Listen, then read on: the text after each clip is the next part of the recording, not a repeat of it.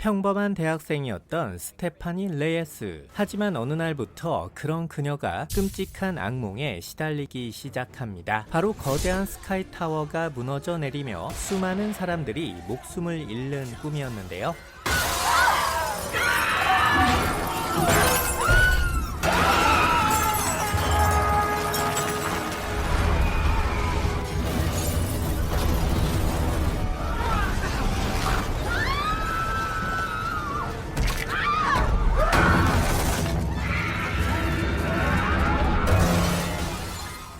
꿈속의 주인공은 스테파니의 외할머니인 아이리스 캠벨. 실제로는 아이리스의 활약으로 타워에 있던 모든 사람들이 목숨을 구했지만 그날 이후 생존자들의 후손에게까지 죽음이 찾아오게 되면서 데스티네이션 시리즈 전체의 이야기가 완성되었다는 설정입니다. 그리고 그 마지막 타겟이 바로 아이리스의 직계 후손인 스테파니와 그녀의 가족들이었던 것인데요. 언제나 그랬듯 죽음은 가장 평온한 순간에 예고 없이 찾아왔고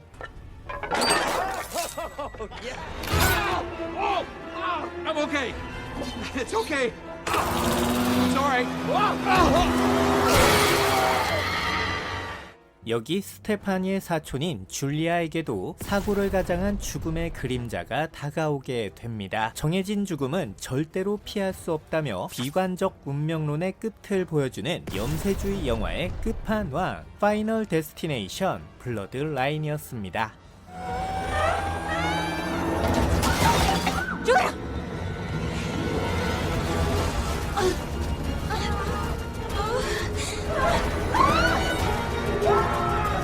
I've been trying. Kill your legs on fire. Footsteps stay behind.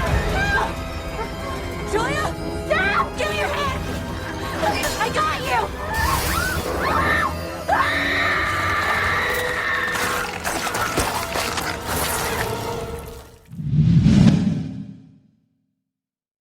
어느 화창한 여름, 여기 평화로운 한때를 보내고 있던 에릭의 가족에게 갑자기 수상한 사람들이 찾아오게 됩니다. 한눈에 딱 봐도 사람 하나 꾸길 수 있을 것 같은 엄청난 비주얼. 곧 이들은 에릭과 앤드류를 의자에 포박한 뒤 그야말로 고막을 의심하게 만드는 엄청난 이야기를 꺼내게 되는데요.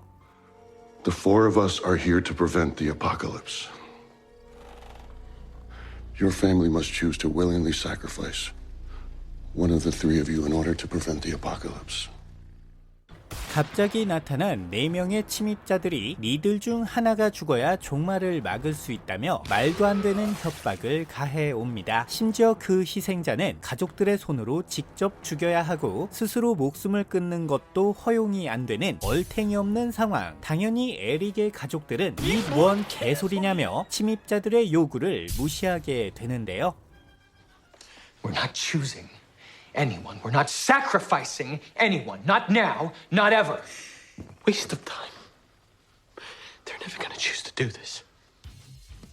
하지만 거절은 거절하는 것이 침입자들의 국룰. 결국 이들은 상상을 초월하는 끔찍한 방법으로 에릭의 가족들을 압박하게 됩니다. 예지몽을 통해 지구의 종말을 목격한 뒤 이를 막겠다며 찾아온 4명의 불청객. 과연 에릭의 가족은 이 치명적인 위협으로부터 무사히 벗어날 수 있게 될까요? 멘탈을 뒤흔드는 충격적인 결말이 여러분을 기다립니다.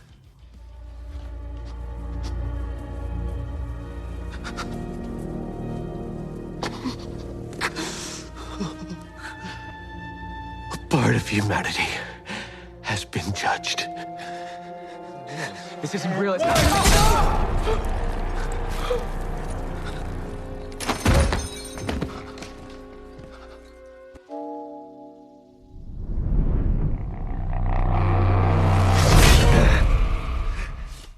여기 생각만으로도 사람을 죽일 수 있는 어마무시한 남자가 있습니다.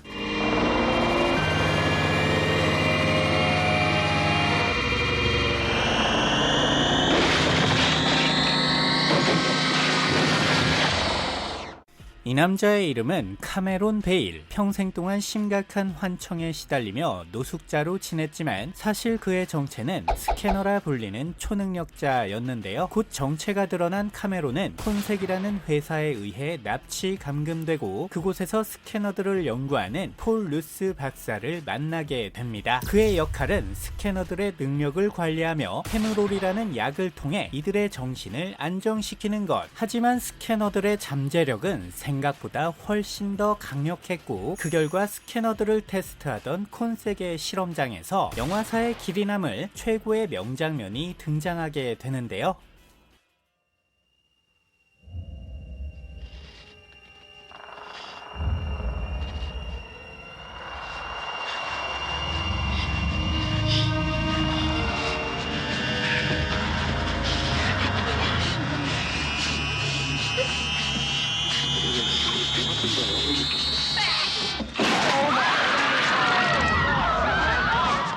영화에서는 수박이 터지고 movie 뜨는 조만간 대박이 터지겠죠. 라텍스로 만든 머리 모형에 개사료와 토끼간을 넣은 뒤 샷건을 쏴서 완성한 아날로그 특수효과 최고의 명장면. 지금 봐도 여전히 놀랍고 여전히 쇼킹합니다.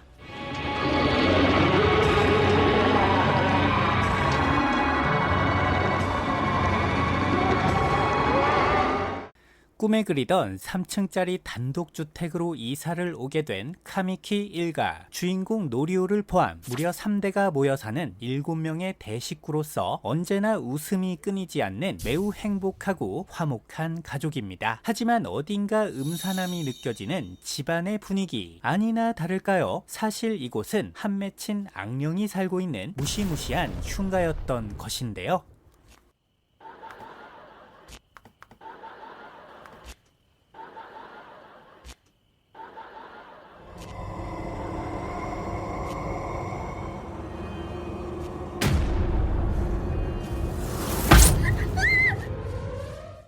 이 아이의 이름은 사유리. 어린 시절 의붓 아버지로부터 몹쓸 짓을 당한 뒤 그 충격으로 인해 히키코모리가 돼버린 불쌍한 소녀입니다. 그렇게 십수년의 시간이 흘러 심신이 완전히 망가져버린 사유리는 결국 자신의 가족들로부터 죽임을 당한 뒤 이후 한 맺힌 원혼이 되어 지평 좌표계를 자신의 집에 고정. 어린아이와 10대 소녀의 두 가지 형태를 오가며 자신의 보금자리를 지켜왔던 것인데요. 가장 먼저 장녀인 케이코에게 빙의하여 아버지를 살해한 뒤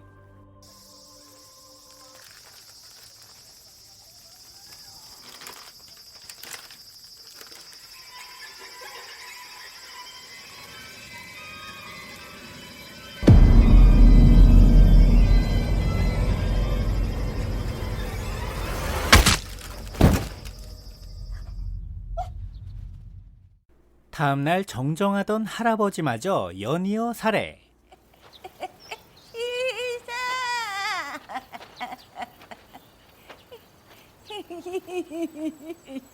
長いことどこおった？秋夫は元気か？ 급기야 초등학생이었던 막내까지 가차없이 살해하며 귀신 영화에서 보기 드문 강렬한 살해 씬들이 등장하게 됩니다. 연이은 줄초상으로 인해 풍비박산이 나버린 카미키 일가. 자, 과연 노리오는 이 무시무시한 저주로부터 무사히 살아남을 수 있게 될까요? 예측 불허의 다이나믹한 전개와 장르를 넘나드는 유쾌한 반전이 당신의 대뇌 피지를 상큼하게 조져 드립니다.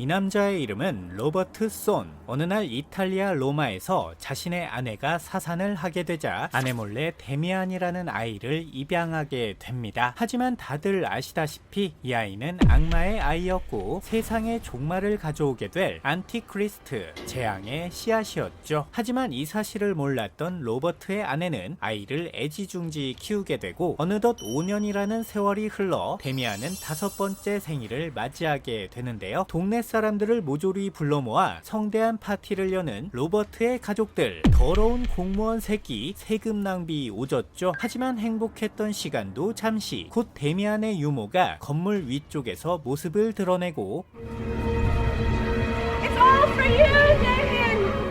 It's all for you! 모두가 보는 앞에서 스스로 몸을 던지는데요.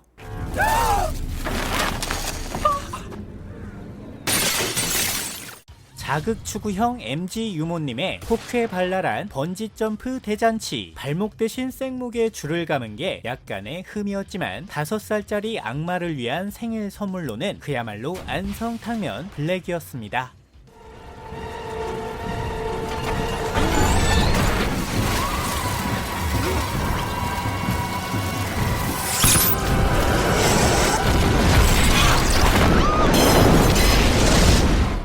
데스티네이션 시리즈의 세 번째 작품. 언제나 그랬듯 화끈한 대형 참사로 오프닝을 장식한 뒤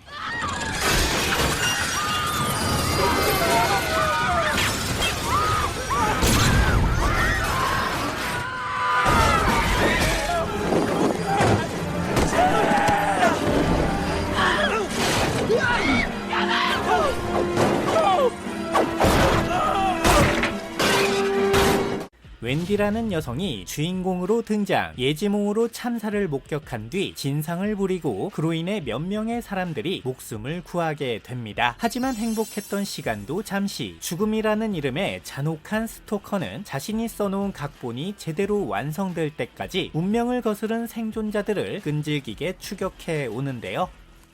What I tell you, Kevin, huh? Fuck that! I just win! That's all I know how to do, Kevin!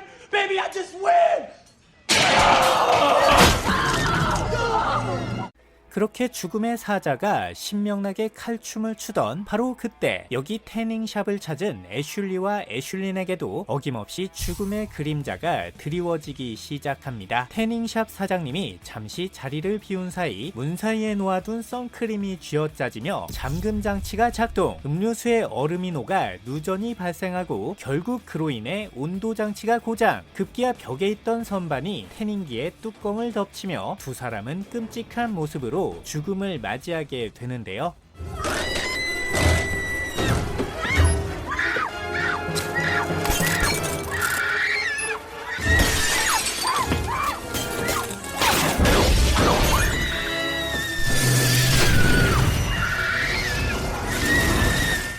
결국 두 사람은 관짝에서까지 나란히 눕게 되는 뜨거운 우정을 과시하게 됩니다. 데스티네이션 시리즈의 수많은 사망씬 가운데서도 가장 인상 깊었던 역대급 명장면이었죠.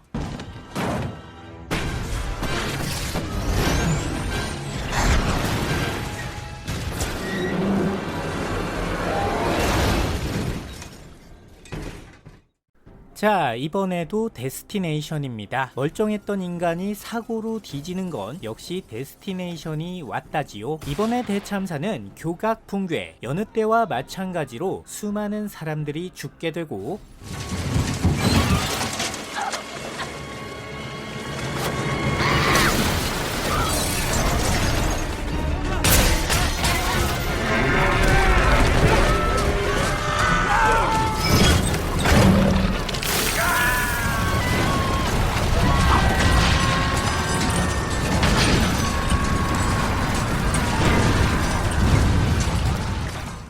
이번엔 샘이라는 남자가 주인공으로 등장. 사람들의 목숨을 구하게 됩니다. 이번엔 남자가 주인공이라서 실망했던 시간도 잠시. 곧 데스티네이션 특유의 연쇄적인 사건 사고들이 벌어지게 되는데요. 그 첫 번째 주인공은 유망한 체조 선수였던 캔디스 후퍼. 가장 먼저 에어컨에 달려있던 나사못이 평균대 위로 떨어지고 그 위에서 연기를 펼치던 캔디스는 결국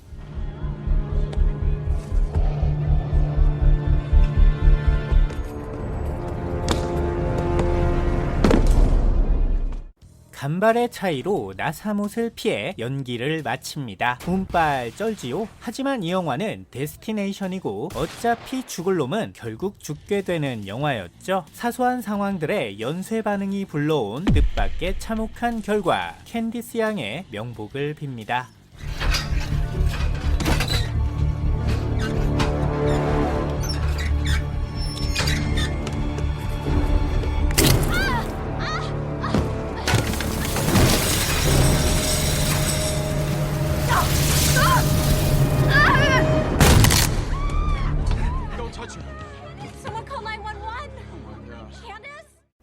이 남자의 이름은 헨리 리 루카스. 미국 역사에 매우 크나큰 족적을 남긴 전대미문의 연쇄 살인마입니다. 아무 이유 없이 사람을 죽이는 잔혹한 킬러로서 그의 발길이 닿는 곳은 언제 어디서나 시신들이 넘쳐났는데요. Real nice smile you got there. Thank you. Goodbye. Bye.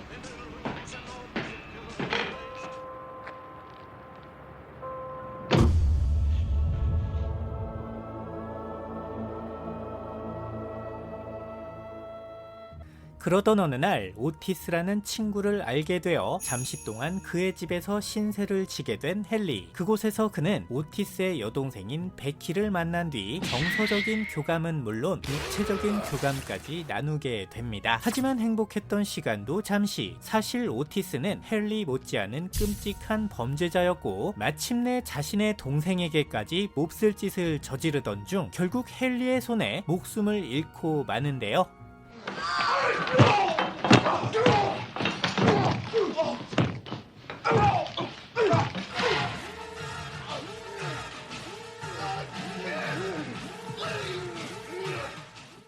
이후 오티스의 시신을 처리한 뒤 급하게 야반 도주를 하게 된 두 사람. 그렇게 악마 같은 오빠로부터 벗어나 마침내 자유의 몸이 된 베키는 자신을 구해준 헨리와의 행복한 미래를 꿈꾸며 설레는 첫날 밤을 보내게 됩니다. 그리고 다음날 아침 상기된 표정의 헨리가 모텔을 나서는데요.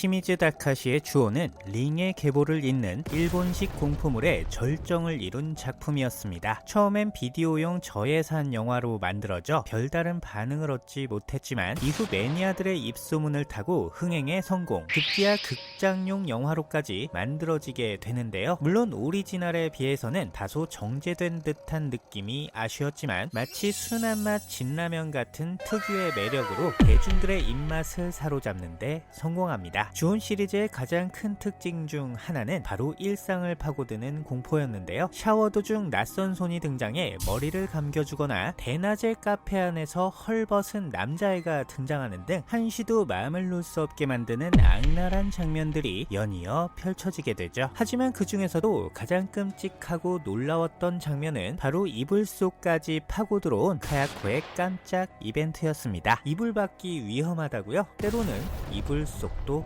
위험합니다.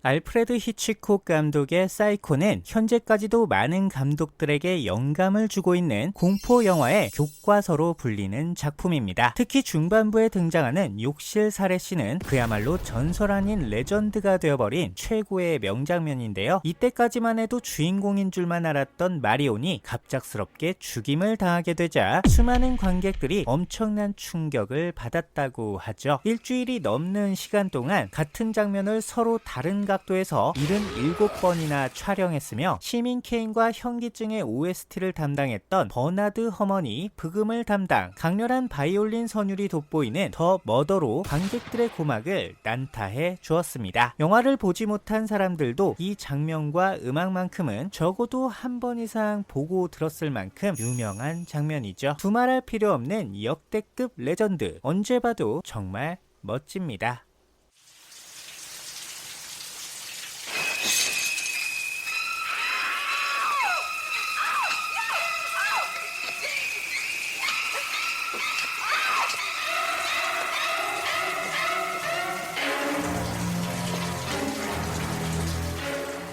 달콤살벌한 영화 이야기는 여러분의 꾸준한 스토킹과 불타는 애정으로 하루 연명합니다. 사람 하나 살리는 셈 치시고 구독과 좋아요 눌러주시면